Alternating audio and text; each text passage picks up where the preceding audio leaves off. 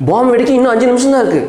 உடனே அந்த நடிகை பார்க்குறாங்க, தட்ஸ் ஃபென்டாஸ்டிக், அதுக்குள்ளே ஒன்று ஏதோ விளையாடலாம். அதெல்லாம் வேண்டாங்க, இந்த வீடியோ முடிஞ்சால் டைம் இருந்தால் பாருங்கள். நம்ம கஷ்டப்பட்டு உழைக்கிற பணம் வந்து வீணாக போகக்கூடாதுன்னு நீங்கள் நினைக்கிறீங்களா?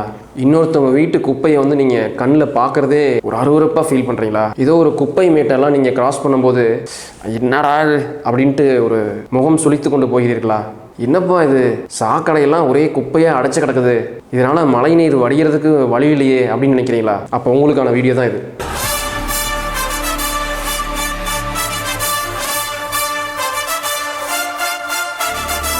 வணக்கம். இன்றைக்கி நம்ம வந்து திடக்கழிவு மேலாண்மை, சாலிட் வேஸ்ட் மேனேஜ்மெண்ட், ஒரு சின்ன விழிப்புணர்வு வீடியோ தான் இது ஒரு போரிங்கான டாபிக் தான், ஆனால் ரொம்ப முக்கியமான டாபிக். அதனால் நேரம் இருந்தாலும் முழுமையாக பாருங்கள். அதுக்கு முன்னாடி இப்போ வந்து குளிர்காலம் ஆரம்பிக்க போது நிறைய பேர்த்துக்கு சளி பிடிக்கிறதுக்கு நிறைய வாய்ப்புகள் இருக்குது. அதனால் இந்த ஆயில் புல்லிங்னு ஒரு கான்செப்ட் உண்மையாகவே ஒரு சளி பிடிக்கிற மாதிரி இருக்கும். எங்கேயாவது போயிட்டு வந்தால் தண்ணி மாறுச்சுன்னா, ஆனால் அந்த ஆயில் புல்லிங் காலையில் பண்ணிங்கன்னா அந்த சளி பிடிக்கிறது இல்லை. இது நம்ம வந்து அனுபவபூர்வமாக சொல்கிறோம். ஒரு வீடியோ உங்களுக்கு போட்டு காமிக்கிறேன், அப்புறம் ஒரு சில ஃபோட்டோஸ் உங்களுக்கு காமிக்கிறேன். அதுக்கப்புறம் இந்த வேஸ்ட் மேனேஜ்மெண்ட் பற்றி நம்ம உள்ளே போகலாம்.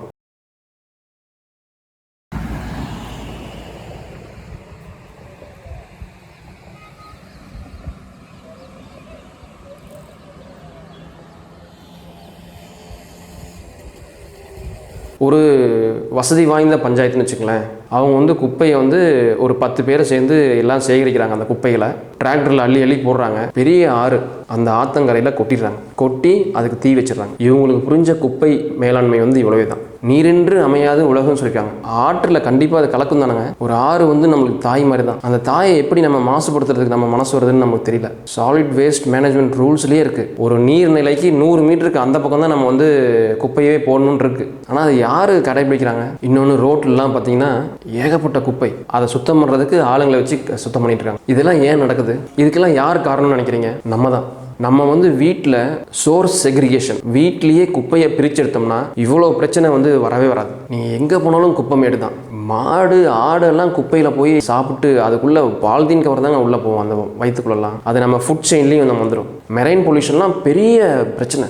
மைக்ரோ பிளாஸ்டிக்ஸ்லாம் மீனுக்குள்ளே வந்து, மீன் நம்ம சாப்பிட்றதுனால நம்மளுக்குள்ளேயும் வந்து அந்த மாதிரி நிறைய பிரச்சனைலாம் இருக்குன்னு சொல்கிறாங்க. கண்ட இடத்துல குப்பையை போடுறது. இப்போ ட்ரெயின்லலாம் ரொம்ப படித்தவங்களாக இருப்பாங்க, பார்த்தா டீ சாப்பிட்டு இல்லை ஏதோ சாப்பிட்டு வெளியே தூக்கி போடுவாங்க. அவங்களுக்கு குத்தாது எதுவும் தெரியல எனக்கு. அப்புறம் நம்ம கேள்வி கேட்கறதில்ல. எப்படி நம்ம கேட்க முடியும்? நம்ம சரியாக இருந்தால் தானே கேட்க முடியும். இப்போ கட்டமைப்பு இல்லையா? 2014 ஸ்வச் பாரத் மிஷன், தூய்மை இந்தியா இயக்கம் வந்து ஆரம்பிச்சாங்க காந்தி ஜெயந்தி அன்னைக்கு. 2024 ஆகுது, இன்னும் இந்தியா தூய்மை ஆயிடுச்சாங்கிறது ஒரு கேள்விக்குறி தான். எல்லா கட்டமைப்பும் இருக்குது, ஏகப்பட்ட ஃபண்ட்ஸ் அதுக்கு அலோகேட் பண்ணுறாங்க. ஆனால் அந்த ஃபண்ட்ஸ் எல்லாம் யாரோ சாப்பிட்றாங்க. நம்ம கண் முன்னாடி பார்த்தோம். போய் ஏதோ இப்போ டாய்லெட் கட்டுறதுக்கு ஒரு 12,000 ரூபா கொடுக்குறான்னு வச்சுக்கோங்க. பாதி காசு கான்ட்ராக்டருக்கு, பாதி காசு பயனாளிக்கு. டாய்லெட் அங்கே கட்டுறதில்ல. இப்போ ஒரு டாய்லெட் இருக்குன்னு சர்வே எடுக்கிறாங்க, அந்த பஞ்சாயத்தில் தெரிஞ்சவங்க அக்கௌண்ட்லேயே போட்டு விட்டுறாங்க. மாமா, மச்சன், தங்கச்சி, அண்ணன், அவங்க அக்கௌண்ட்டில் தான் போய் பணம் விழுது அந்த சர்வே எடுத்தோன்னு சொல்லி. சென்ட்ரல் கவர்மெண்ட்டில் வந்து நீங்கள் எந்த கிரீவன்ஸ், எந்த குறையாக இருந்தாலுமே, எந்த ஊழல் ரிப்போர்ட் பண்ணணும்னு ஒரு வெப்சைட் இருக்குது, சிபி கிராம்ஸ். அதில் நம்ம ரிப்போர்ட் பண்ணோம். அதை கரெக்டாக ஸ்டேட் கவர்மெண்ட்டுக்கு அவங்க வந்து அலோகேட் பண்ணுறாங்க. இது 2018-19 காலகட்டத்தில் நடந்துச்சுங்க. அப்புறம் அதை அப்படியே மூடிட்டாங்க, அந்த கம்ப்ளைண்ட்டே மூடிட்டாங்க. ஸ்டேட்டஸ் எங்கேயுமே நம்ம கண்டுபிடிக்க முடியாது. இப்போ கட்டமைப்பு இருக்குது, மண்புழு உரம் தயாரிக்கிறதுக்கு கட்டமைச்சிருக்காங்க. இப்போ இந்த ஃபோட்டோலாம் பார்த்தீங்கன்னா இந்த இடம் வந்து ரொம்ப சுத்தமாக இருக்குது. ஆனால் இந்த இடம் தான் எல்லா குப்பையிலும் வந்து பிரித்து இது பண்ண வேண்டிய இடம் ரொம்ப சுத்தமாக இருக்குது. ஊர் ஃபுல்லாக குப்பையாக இருக்குது. பஞ்சாயத்துக்கு வந்து இன்ஸ்பெக்ஷன் அவங்க வராங்கன்னா உடனே அவங்க வந்து ஒரு நடிப்பு போட்டுறாங்க. அன்னைக்கு மட்டும் குப்பையை எடுத்து பிரிக்கிற மாதிரி அங்கே ஒரு பாவலா பண்ணிடுறாங்க. இது அந்த இன்ஸ்பெக்டருக்குமே தெரியும். எப்படி அந்த சம்பளத்தில் அவங்க சாப்பிட்றது செரிக்கும்னு எனக்கு நமக்கு தெரியல. சட்டம் இருக்கா? இருக்கு, ரொம்ப ஸ்ட்ரிக்டான சட்டம் இருக்கு. எத்தனை வகையான கழிவுகள் இருக்கு, அதை எப்படியெல்லாம் நீங்கள் பிரித்து எப்படியெல்லாம் நீங்கள் மேனேஜ் பண்ணணும், நீங்கள் அப்படி பண்ணலன்னா என்ன உங்களுக்கு தண்டனை, எல்லாமே சட்டம் இருக்கு. 2016 இந்த சட்டம்லாம் வந்துச்சுங்க. எல்லாம் இருக்குது, ஆனால் எண்ணம் தான் இல்லை. பெரும்பாலான மக்களிடையே நான் ஏன் குப்பையை பறிக்கணும், அதுக்கு தான் ஆள் போட்டுருக்காங்களான்னு ஒரு எண்ணம் இருக்குது. இன்னொன்று, ஆட்சியாளர்களிடையே இவங்களுக்கெல்லாம் சொன்னால் புரியாதுப்பா அப்படின்னு ஒரு சலிப்பு இருக்குது. குப்பைங்கிறது வந்து தினம் தினம் மேனேஜ் பண்ணணும். இன்னைக்கு பொழுது போயிடுச்சு அப்படின்னு நினச்சி தான் வந்து எல்லாருமே ஒரு நீ ஜெர்க் ரியாக்ஷன் தான் கொடுக்குறாங்க. இன்னைக்கு குப்பையை கலெக்ட் பண்ணுறோமா, போய் எங்கேயாவது போடுறோமா, அவ்வளோதான், அடுத்த நாள் திரும்ப அப்படி தான் இருக்குது. இதனால தான் பார்த்தீங்கன்னா லேண்ட் ஃபீல்ஸ்லாம் அதிகமாகிட்டே இருக்குது. நீங்கள் அந்த குப்பை கொட்டுற இடத்துலலாம் பார்த்தீங்கன்னா ஒரு 300 அடிக்கு நீங்கள் தண்ணி போர் போட்டாலுமே சாயமாக தான் வரும். ஏதோ ஒரு இடம் கொஞ்சம் ஆள் நடமாட்டம் இல்லை, நகரத்துக்கு வெளிப்புறமாக இருக்குன்னா அங்கே போய் எல்லா குப்பையும் கொட்டிடுறது. கேட்க ஆளே கிடையாது. இவ்வளோ ஆயிடுச்சு, இப்போ என்ன பண்ணலாம்? ஒரு நம்பிக்கையில் அடுத்த படி நம்ம எடுத்து வச்சோம்னா எல்லாத்தையும் நம்ம கரெக்ட் பண்ண முடியும். முதல்ல நம்ம வீட்டில் வந்து 2 டஸ்ட்பின் வாங்கணும். ஒன்று மக்கும் குப்பை, ஒன்று மக்காத குப்பை. இப்போ வீட்டிலேயே பார்த்தீங்கன்னா பெரிய பெரிய நகரத்துலலாம் குப்பையை பிரிக்காமல் அவங்க வாசலில் வச்சிடறாங்க. அதையும் அவங்க எடுத்துகிட்டு போகிறாங்க. ஏன்னா மாதம் ஒரு டிப்ஸ் அவங்க கொடுத்துட்றாங்க அந்த தூய்மை பணியாளர்களுக்கு. வசதியானவர்கள் கூட எதுக்கு நம்ம ஒரு நாள் 2 கவர் எடுத்து வெளியே வைக்கணும் அப்படின்னு நினைக்கிறாங்க. அது ஒரு செலவாக பார்க்குறாங்க. நம்ம அடுத்த தலைமுறைக்கு வந்து நம்ம நல்லதாக விட்டுட்டு போகணும் அப்படின்னு நினைக்க மாட்டேங்கிறாங்க. அடுத்து குப்பையை நம்ம வந்து தூக்கி போகிறதுக்கு முன்னாடி ஐயோ அது நம்ம பொறுப்பு அப்படின்னு நம்ம நினைக்கணும். இந்த அக்டோபர் 2ஆம் தேதி ஒரு அமாவாசை நினைக்கிறேங்க. நம்ம கோயிலுக்கு போயிட்டு இருக்கோம் காலையில் நேரத்தில். தூய்மை பணியாளர்களை கொண்டாட வேண்டிய தினம் தான் அந்த அக்டோபர் 2. ஆனால் அந்த தூய்மை பணியாளர்கள் வந்து ஒரு ரோட்டில் நம்ம போட்ட குப்பையை வந்து அவங்க பொறுக்கிட்டு இருக்காங்க. எதுக்கு? ஏதோ ஒரு அரசியல்வாதி அந்த வழியாக அந்த ஒரு நிகழ்ச்சிக்கு வராங்க, அல்லது ஏதோ ஒரு அதிகாரி வராங்கன்னு சொல்லி. இது எவ்வளோ பெரிய மனித உரிமை மீறல். அவங்களுக்கு வாழ்க்கை இல்லைங்களா? அவங்களுக்கு குடும்பம் இல்லைங்களா? வீட்லேயே குப்பையை பிரிக்கலைன்னா ஒரு 2 நாள் 3 நாளுக்கு நாங்கள் உங்கள் வீட்டில் குப்பை எடுக்க மாட்டோம் அந்த அட்மினிஸ்ட்ரேஷன் வந்து சொல்லணும். அப்போ தான் மக்கள் வந்து மாறுவாங்க. இது வந்து ஒரு ஹேபிட் ஃபார்மேஷன் தான்.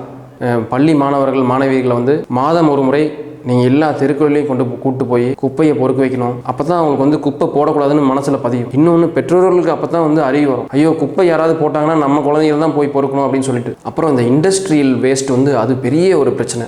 அவங்களுக்குலாம் நம்ம ரெஸ்பான்சிபிலிட்டி ஃபிக்ஸ் பண்ணிட்டோம். இப்போ ஒரு ஹோட்டல் இருக்குன்னு வச்சுக்கோங்க, எல்லாத்தையும் வந்து ஒரு ஏதோ பெரிய டஸ்ட்பினில் போடுறாங்க. நைட் ஆனால் நகராட்சியிலேருந்து ஏதோ ஒரு வண்டி வருது, இருக்கிறத எப்படி மக்கும் குப்பையோ மக்காத குப்பையோ எல்லாத்தையும் தூக்கி அதுக்குள்ளே போட்டு அவங்க பாட்டுக்கு போயிடுறாங்க. அவங்களுக்கு மாதம் ஒரு காசு கொடுத்துட்றாங்க. காசு தான் தீர்வா? இந்த போக்கு வந்து முழுசாக நின்னா தான் நம்ம அடுத்த லெவலுக்கே போக முடியும். இன்னொரு தீர்வு வந்து இந்த சாதிய அடிப்படையிலேயே இந்த தூய்மை பணியாளர்கள் வேலையை நம்ம கொடுக்கக்கூடாது. இப்போ வந்து அப்படி தான் நடக்குதுங்க. இந்த குப்பை மேலாண்மையில் ப்ரொஃபஷனலிசம் கொண்டு வரணும். இதுக்குன்னு நல்ல ட்ரைனிங்காக கொடுக்கணும். அவங்கள வந்து நம்ம சூப்பர்வைசராக போடணும். அவங்க வந்து கொஞ்சம் அவேர்னஸ் கிரியேட் பண்ணணும் மக்களிடையே. ஒரு அப்பார்ட்மெண்ட் காம்ப்ளெக்ஸ் தனியாக அவங்களே குப்பையை மேனேஜ் பண்ணுற அளவுக்கு டீசென்ட்ரலைஸ் பண்ணணும். ஒரு தெரு அவங்கவுங்க குப்பையை அவங்கவுங்க நீங்கள் மக்கி குப்பையை விற்றுக்குங்க, மக்காத குப்பையை தனித்தனியாக பிளாஸ்டிக்லாம் பிரித்து நீங்கள் யாருக்கு வேணால் விலைக்கு விற்றுடலாம் அப்படின்னு கொண்டு வந்துன்னு வச்சுக்கோங்க. இது கொஞ்சம் தீர்வு நோக்கி நம்ம நகர்றதுக்கு வாய்ப்பு இருக்குது. யாரோ ஒருத்தவங்க ஸ்டெப் எடுக்கணும். சில நகராட்சிகள் வந்து நல்லா தான் பண்ணுறாங்க. இன்னொரு தீர்வு வந்து இந்த ப்ரொடியூசர் ரெஸ்பான்சிபிலிட்டி. யார் உற்பத்தி பண்ணுறாங்களோ அவங்க மேலே தான் நம்ம பொறுப்பை வைக்கணும். இப்போ இந்த மாதிரி ஒரு பேனா செய்கிறாங்க. இந்த பேனா எழுதி முடிச்சோன்னே இப்போல்லாம் அவ்வளோதான். முதல்லையாவது இந்த ரீஃபில் அதெல்லாம் கொடுத்துட்டு இருந்தாங்க. இப்போ எதுவுமே கிடையாது. அவங்களுக்கு வந்து இந்த பேனாவோட கவர் செய்கிறதுக்கு ரொம்ப கம்மியான காசு தான் செலவாகும். ஆனால் இந்த வேஸ்ட் ஜென்ரேட் ஆகுது பார்த்தீங்களா, இது எவ்வளோ பெரிய பிரச்சனை. அதே மாதிரி தான் இந்த டியூப் லைட்ஸு, பல்ப்ஸு நிறைய பக்கம் நீங்கள் பார்க்க முடியும். டியூப் லைட் ஏதோ தெருவில் போட்டு உடைச்சிருப்பாங்க. உடைக்க மனசு இல்லாதவங்களாம் அந்த எரியாத டியூப் லைட்லாம் அவங்க வீட்டு மூலையில் இருக்கும். இந்திய மக்கள் தொகையில் 1% மேலே வந்து ரேக் பிக்கர்ஸுங்கிறாங்க. இந்த குப்பையில் போய் தேடிட்டே இருப்பாங்க. ஏதாவது ரீசைக்கிள் பண்ணுறதுக்கு, ஏதாவது மறுசுழற்சி பண்ணுறதுக்கு அவங்களுக்கு ஏதாவது கிடைக்குதான்னு. அதெல்லாம் அவங்க ஏழ்மையினால தான் அதை பண்ணுறாங்க. அதனால் அவங்களுக்கு எவ்வளோ தெரியுங்களா நோய் வாய்ப்படுவாங்க. நம்ம மனசுக்குள்ளே வந்து நம்ம செய்ய தயக்கப்படுற வேலையை இன்னொருத்தவங்க எப்படி நம்ம செய்ய வைக்கிறோம், அது எவ்வளோ பெரிய தப்பு. திருக்குறளையும் சொல்லியிருக்காங்க, பைபிள்லையும் சொல்லியிருக்காங்க. இது நம்ம சோர்ஸ்லேயே செக்ரிகேட் பண்ணிட்டோம்னா நிறைய விஷயத்தை நம்ம தடுத்துடலாம். அவங்களுக்கெல்லாம் இந்த மாதிரி ப்ரொடியூசர் ரெஸ்பான்சிபிலிட்டி அவங்கள எல்லாமே பயன்படுத்திக்கலாம். INC 15 சொல்லிட்டு இந்த பிளாஸ்டிக் பொல்யூஷன் எப்படி முடிவு கொண்டு வரலான்னு இந்த UNEP United Nations Environmental Programme அவங்க வந்து பூசான் ஒரு இடத்துல சவுத் கொரியாவில் ஒரு மீட்டிங் நடத்திருக்காங்க. எல்லா கண்ட்ரியும் அதில் பங்கெடுத்திருக்காங்க. ஆனால் கடைசியோடு ஒரு தீர்வே எட்டலை. அஃபெக்ட் ஆகிற ஆளுங்க வந்து அங்கே போகல. யூஎன்லாம் நீங்கள் ஏகப்பட்ட காசு உங்களுக்கு வரும். உங்களுக்கு ஃப்ளைட்டு புக் பண்ணுவாங்க, ஹோட்டல் அரேஞ்ச் பண்ணுவாங்க. அவங்களுக்கு போய் என்ன எதுக்கு கஷ்டப்படுறவங்க யாரோ தானே படுறாங்க. இந்த பிளாஸ்டிக் குப்பைகளுக்குன்னு தனி தீர்வு இருக்குது. டாக்டர் வாசுதேவன் ஒருத்தவங்க தியாகராஜா காலேஜ் ஆஃப் இன்ஜினியரிங் இந்த பிளாஸ்டிக்கை ரோடு போடுறதுக்கு எப்படி பயன்படுத்தலாம்னு சொல்லி காப்புரிமை வாங்கியிருக்காங்க. அதை எல்லாமே வந்து அரசு வந்து நடைமுறைப்படுத்தணும். ரோட்டில் தண்ணி தேங்கினா அது வந்து தண்ணியும் தாரும் ஆகாது, அதனால் பறிச்சுட்டே போகும்.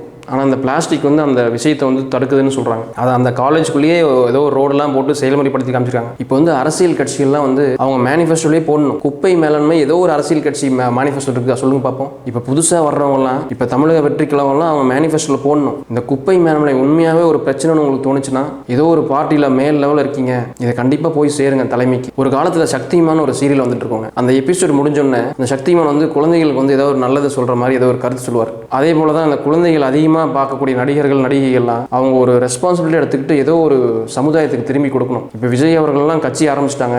அவங்கெல்லாம் இதை பற்றி பேசினாங்கன்னா ரீச் பெரிய லெவலில் வரும். ஏன்னா இதுதான் தேவை. இப்போ தமனாலாம் ரொம்ப நிறைய சம்பளம் வாங்கிட்டு இருப்பாங்க. இருந்தாலும் இந்த ரம்மி மாதிரி தப்பான விஷயத்துக்கு வந்து அவங்க அட்வர்டைஸ் பண்ணாங்க பார்த்தீங்களா, அதையெல்லாம் விடுத்து இந்த மாதிரி ஒரு நல்ல விஷயத்துக்கு வந்து விளம்பரப்படுத்தினாங்கன்னா இந்த 5ல் 3 பூதங்கள் நீர், நிலம், காற்று சுத்தமாக இருக்கிறதுக்கு நம்ம உறுதுணையாக இருக்கலாம் இல்லைங்களா? யோசிங்க. இந்த தலைமுறை நினைச்சா தான் இந்த விஷயத்துக்கு வந்து உடனே ஒரு விடை கண்டுபிடிச்சி இந்த குப்பை மேலாண்மையை வந்து சரி பண்ண முடியும். நம்ம தாத்தா காலத்தில் ஏதோ வறுமையில் இருந்தாங்க, பிழைப்பு தேடி இருந்தாங்க. நம்ம அப்பாக்கள் காலத்தில் ஏதோ விதத்தில் வளர்த்திட்டாங்க நம்மளெல்லாம். ஆனால் இந்த தலைமுறை வந்து அவங்களுக்கு ஒரு சாய்ஸ் இருக்குது. இந்த சமுதாயத்தை ஸ்டெபிலைஸ் பண்ணுறதுக்கு ஒரு வாய்ப்பு இருக்குது. நம்ம போடுற பேஸ் தான் அடுத்து வர்ற ஜென்ரேஷன்ஸ்க்கெல்லாம். ஸோ அந்த தீர்வு வந்து நம்மளிருந்து தான் ஆரம்பிக்கணும். தமிழக பண்பாடு, தமிழக கலாச்சாரம் வந்து உலகிற்கே வந்து வாழ்க்கை முறையை கற்றுக் கொடுச்சுங்கிறாங்க. இந்த குப்பை மேலாண்மை சக்ஸஸ் ஆக முடியாமல் போயிடும். அதனால் ஒரு நம்பிக்கையுடன் நம்ம நடைபெறுவோம். இந்த வீடியோ பிடிச்சிருந்தா வேறு எப்படியெல்லாம் குப்பை மேலாண்மை பண்ணணும்னு கமெண்ட்ஸில் ஷேர் பண்ணுங்கள். நன்றி.